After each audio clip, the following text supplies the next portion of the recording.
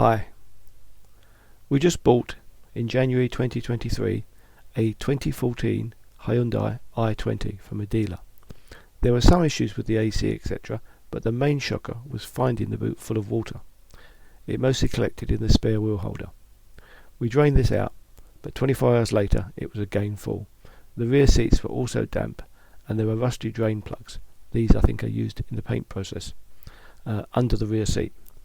It took a lot of effort, but I believe we found the issue.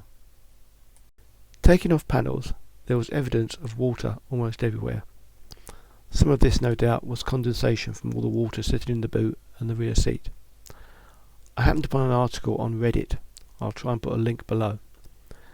It looks like the user that posted that solution has been deleted, which is a bit annoying.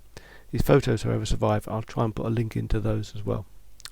Suffice to say, we had the same issue, but I did a lot more testing. There's two people working for 6 hours and took lots of stills and video. I also used a USB endoscope, but it actually didn't show a great deal.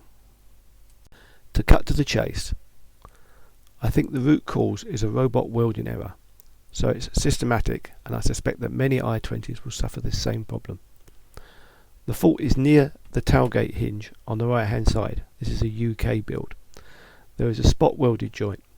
On the left hand side you can see how this is supposed to work. The two panels have exactly the same curvature. They are spot welded together and the joint is made watertight with sealant. Then the whole body is dipped in paint and the filler is hidden.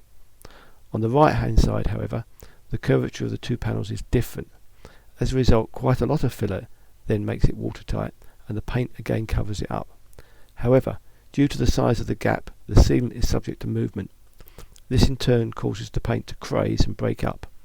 This in turn exposes the sealant to the elements. As a result, it gets dirty. So if you see a dirty joint, it has already, or is about to, foul. Compare it to the left hand side.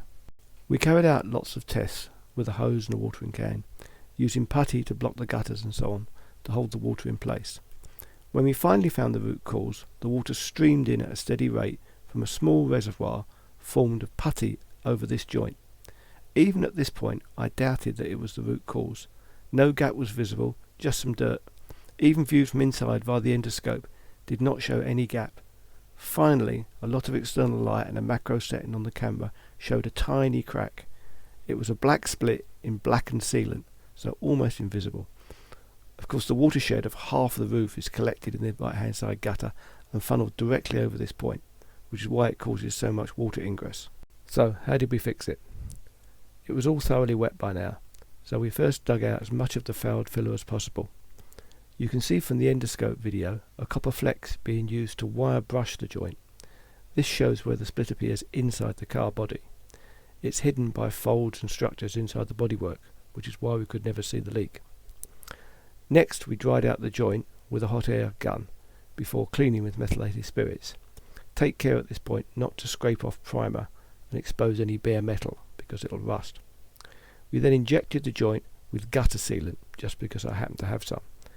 This has the advantage however of never setting, so avoiding the cracking problem, but it's a bit messy for the same reason. So we then covered it in bitumen paint, which does dry. I'll probably cover it again in a white material for aesthetic reasons. After a couple of days, the bitumen paint dried and the car had sat through another 2 days of rain. Looking in the boot, all appeared dry. You can see the liberal use of sealant at the back of the boot. So I decided to remove the masking tape, which helped make the paint lines straight. Masking tape is designed to be low adhesion, so you can use it in home decorating to protect wallpaper and other paint. It peels off without damaging the surround. In this case, however, it managed to peel off the car paint, meaning the paint here must be very poorly attached to the car, much less an indoor skirting board for example. Car paint is usually pretty tough, as it has to take quite a beating compared to our indoor paint.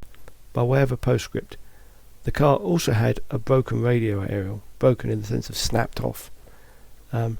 This has the effect of basically leaving a hole straight from the top of the aerial down through the body and into the car again.